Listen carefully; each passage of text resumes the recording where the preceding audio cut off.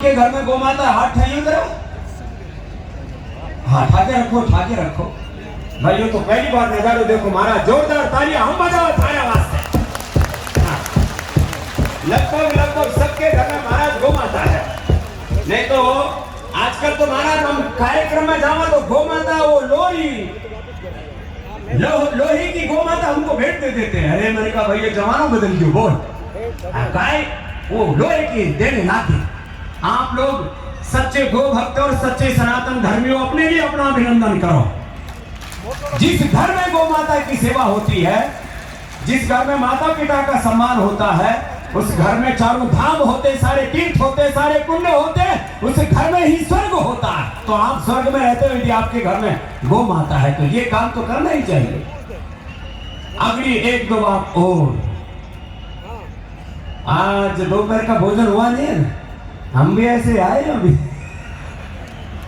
आओ हमारे सब जगरामपुरी जी, प्रतापपुरी जी बोले महाराज पहले पेट पूजा करो कि काम दूसरो करो।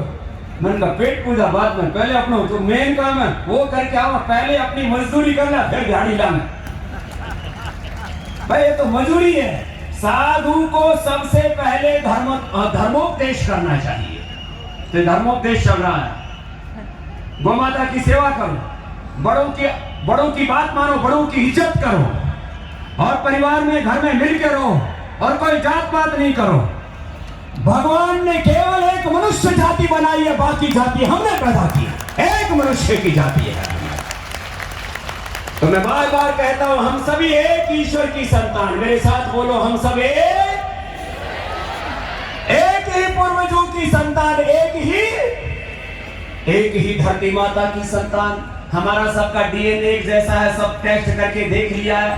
तो फिर ये ब्राह्मण है, ये क्षत्रिय है, एमबीओ जाट है, यो राजपूत है, घड़ी घड़ी ऐसी बातें चलती रहती है।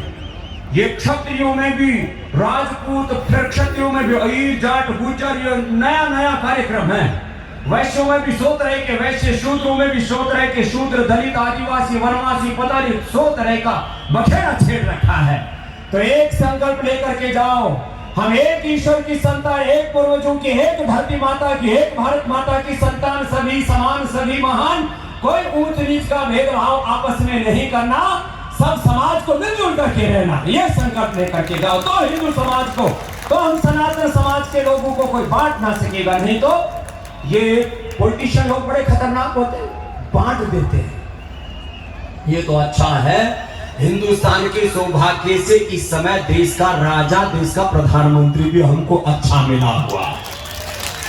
वो सनातन धर्मी है, वो देवी देवताओं को, भगवान को मानता है, वो गौ माता की इज्जत करता है, भारत माता को माता मानता है। नहीं तो बहुत से तो भारत माता की बोले जय कुली बोलो, मैंने तो फिर जा ठीक करो।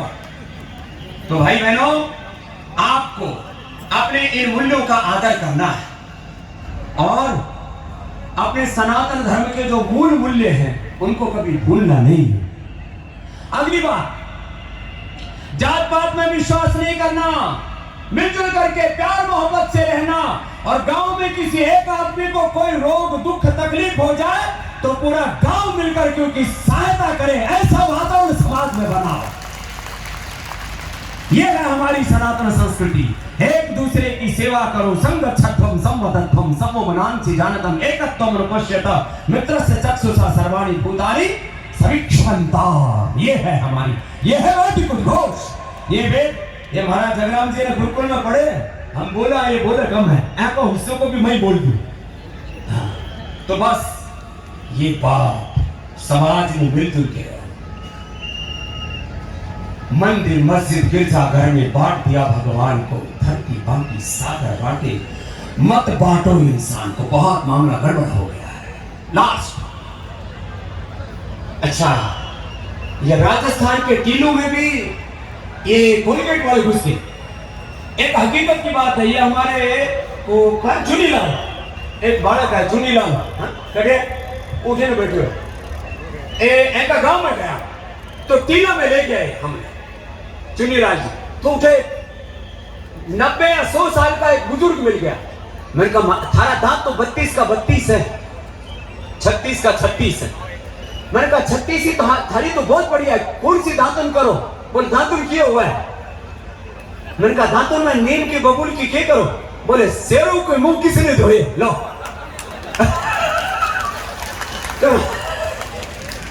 मैंने कहा खाते पीते क्या हो?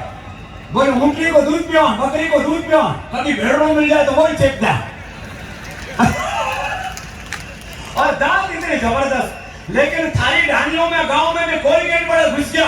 आज संकल्प लेके जाओ, अपने घर में कोलगेट नहीं लेके आएंगे, अपने घर में डो नहीं लेके आएंगे, अपने घर में फेयर एंड लवली लेकर के नहीं आएंगे, बर्गर पिज्जा नहीं खाएंगे पिएंगे। बेटा इतनी गर्मी हो बेटे भी कोका कोला फिर से पियो है, जितना ठंडा मतलब टॉयलेट क्लीनर में की थी।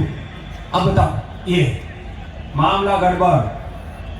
देश का पैसा देश में रहना चाहिए कि विदेश में जाना चाहिए? बोलो जोर से बोलो।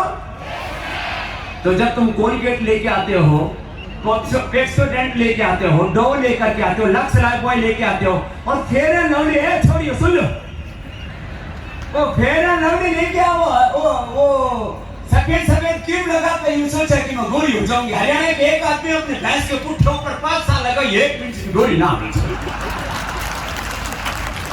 कहियो काम मत करियो। तो मैंने क्या पूछा, देश का पैसा कहाँ रहना चाहिए? बोलो फिर से बोलो।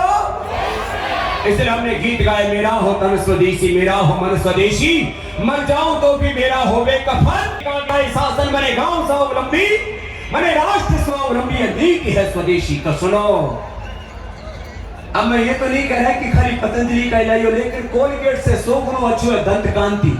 ये अच्छो है बोलो। अच्छा दंत कांति कितना करे, जरा हाथ ठाइयो, ठीक ठाक करे, बाकी आधा न बेरो ही करूं, फिर वही बाबा वाला मामलो है, शेरों के मुंह किसने धोए। तो कोलगेट नहीं लाना, अकेले क्या ना बोलो। क्यों? क्योंकि उससे जो पैसा आएगा उससे गौशाला बनेगी, गुरुकुल बनेगा, सनातन धर्म आगे बढ़ेगा, देश की सेवा होगी। ये तो लूट के ले जाएंगे सब। पहले ईस्ट इंडिया कंपनी ने देश लूटा, भी है लूट रही है।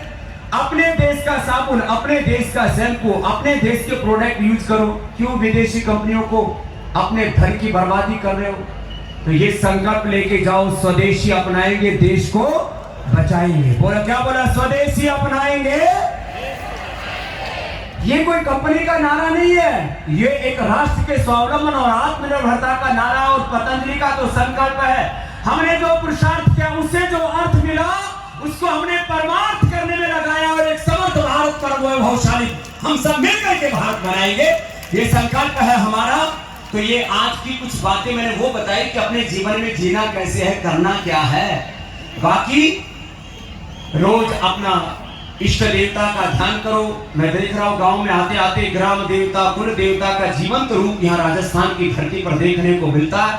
आप सब अपने अपनी जो ये धर्म परंपरा है, कुल परंपरा है, इसका निर्वहन करते हुए अपने धर्म स्थानों के प्रति, अपने धर्म गुरुओं के प्रति पूरी श्रद्धा रखो, और जो अपना धर्म गुरु कहे उधर ही आगे बढ़ना, बाकी किसी के चक्कर में मत आना। ये भी एक संकल्प लेकर के जाना, अपने धर्म गुरु, अपने साधु संत महात्मा, और उसमें भी जो प्रामाणिक महात्मा है। देखो कोई किसी से भूल चूक भी हो जाए, मैं ये नहीं कहता कि मैं कोई किसी से भूल चूक नहीं होगी, तो भाई अपने बड़े हैं ना, वो अपने आप ठीक कर लेंगे।